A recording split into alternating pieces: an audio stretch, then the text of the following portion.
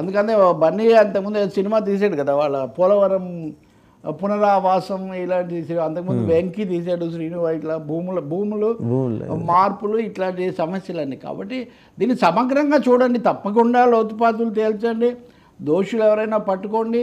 కానీ మంత్రివర్గం ఎందుకు దాన్ని దాటేసిందో మటుకు నాకు అర్థం కాదు. ఎందుకంటే నిన్న పార్థసారథి గారు చెప్పేటప్పుడు నేను చాలా ఓపికగా ఏం చెప్తారు, ఫస్ట్ అదే చెప్పాలి కదా. 4 రోజుల నుంచి ఇంకా అదానీని ఏం చేశారు, అదానీని ఎక్కడికి పంపించారు?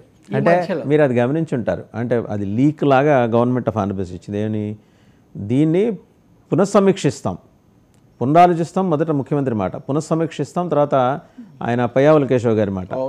మళ్ళీ నిన్న కూడా పునఃసమీక్షిస్తూనే ఒకవేళ దీన్ని వైలేట్ చేస్తే 2,100 రూపాయలు పెనాల్టీ కట్టాలి. అంటే పెనాల్టీ కట్టాలి కాబట్టి మీరు అగ్రిమెంట్ని కంటిన్యూ చేస్తారా? Sir Payyavula Keshav is the warrior against agreement with Adani. ఇప్పుడు ఆయన ఇప్పటి వరకు ఒక్కసారి కూడా మాట్లాడలేదు. ఆర్థిక మంత్రి, వివరాలు తెలిసిన వ్యక్తి, చెప్పాల్సిన వ్యక్తి ఆయన. రెండోది మీరు అంటున్నారు పునఃసమీక్ష చేయడానికి ముందు డిసెంబర్ 28 వరకు ఈ ఒప్పందానికి పొడిగింపు కూడా ఇచ్చారు. వాళ్ళు అదానీలు వాళ్ళు జగన్తో అన్ని ఒప్పందాలు లాలూచీలు ఏమున్నా వాళ్ళు చెప్పిన తేదీకి వాళ్ళు విద్యుత్ సరఫరా చేయలేదు.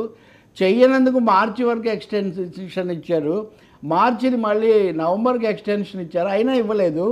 చంద్రబాబు నాయుడు ప్రభుత్వం డిసెంబర్ 28, 25 ఆ తేదీ వరకు ఎక్స్టెన్షన్ ఇచ్చారు. ఏంటిది, ఒకవైపునేమో దేశము ప్రపంచము ఈ అంశం మీద బుర్ర పగల కొట్టుకుని ఉంటే దాని మీద ఇన్ని వార్తలు ఇచ్చి ఇన్ని ప్రకంపనలు. ఇప్పుడు ఈరోజు భూకంపం ఏం చేస్తారు సార్? అంటే నాకు తెలియక అవుట్ ఆఫ్ ఇన్నోసెన్స్ అడుగుతాను, సౌత్ బ్లాక్ నుంచి ఇన్స్ట్రక్షన్స్ వస్తే ఏం చేయగలరు స్టేట్ గవర్నమెంట్ చెప్పండి? సౌత్ బ్లాక్ అంటే మీరు అనేది ఢిల్లీ మోదీ సర్కార్ నుంచి నేరుగా వాళ్ళకి ఆదేశాలు వస్తున్నాయి. వస్తున్నప్పుడు ఇంకా ఆర్టిఫిషియల్ హైప్ ఎందుకు సృష్టించడం? ఇప్పుడు this will happen, it will take its normal course. మేము చట్టబద్ధంగా సార్ సినిమా క్లైమాక్స్ మనకి తెలుసు, అలాగనే 5 నిమిషాల్లో సినిమా పూర్తి చేయలేం, 3 గంటలు నడిపించాలిగా, అదే జరుగుతుంది. సినిమా షూటింగ్ పవన్ కళ్యాణ్ గారు ఇప్పుడు రాత్రిపూట చేస్తున్నారు, పొద్దున మాట్లాడకూడదు. ఇది ఐ థింక్ ఈ setting a new record. I wrong అని కూడా నేనేం చెప్పను. రెండు పార్శ్వాలని ఆయన సమగ్రంగా, అది చాలా అరుదైన రికార్డ్ అది. ఎందుకంటే అంతకుముందు ఎన్టీఆర్ చేశాడంటే రామారావు గారు విశ్వామిత్రుడి వేషంలో ఫైళ్ళ మీద సంతకాలు పెట్టడం ఇవన్నీ కొంచెం ప్రజలకు కొంచెం ఇబ్బంది కలిగించాయి.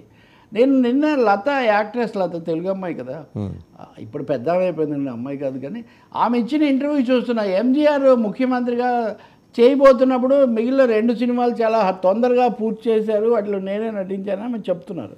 పవన్ కళ్యాణ్ కూడా హరిహర వీరమ్మల్ అయినా ఒరిజినల్ గుండా ఓజీ అయినా ఫినిష్ చేయాలి. ఎందుకంటే మధ్యలో ఇంకోటి, ఒక డాక్టర్ ఇంజెక్షన్ చేసినప్పుడు, ఒక ఇంజనీర్ తన ప్లాన్స్ చూసినప్పుడు ఒక యాక్టర్ చేయకూడదు అనేది ఏమీ లేదు, అదేమి తప్పు కాదు.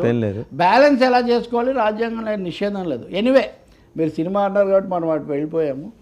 అది ఒక ఇంట్రెస్టింగ్ థింగ్. ఇంతవరకు దేశంలో ఎప్పుడు అంత కీలక పదవిలో ఉన్న ఒక వ్యక్తి 2 ఏకకాలంలో చేయడం అనేది జరగలేదు. ఈరోజు టైమ్స్లో స్టోరీ కూడా రాశారు, అదే actor in the morning, actor in the night and leader in the morning అనే పద్ధతిలో ఏం జరుగుతున్నది. ఈ మధ్యలో ఆయన సృష్టించిన ఒక సన్నివేశం ఏ సినిమా కంటే ఎక్కువ కలెక్షన్ అన్నట్టుగా ఈ కాకినాడ రేవు సన్నివేశానికి క్లైమాక్స్ ఏంటో కూడా ఆయనే చెప్పాలి. ఓజీ కోసం అని చెప్పి షూట్ చేశారని ఒక మాట కూడా వచ్చింది. ఇంకా అది ఓకే, కొన్ని మరి వైల్డ్గా వచ్చి ఉండొచ్చు కొన్ని, కానీ element of drama, element of cinematic touch అనేది పెరుగుతుంది రాజకీయాల్లో. అంతవరకు మనం చెప్పక తప్పదు. మరో సబ్జెక్ట్లోకి వెళ్ళేసరికి సార్, బట్ ఇప్పటికైనా పయ్యావుల కేశవ్ గారు లేదు పార్థసారథి గారు మంత్రిగా ఈ అంశం ఏ దశలో ఉంది, బియ్యం గురించి, కార్మికుల గురించి, యాంకరేజ్ పోర్టు గురించి, ఇప్పటి వరకు వసూలు కాని డబ్బుల గురించి, కేవీరావు హయాంలో అయినా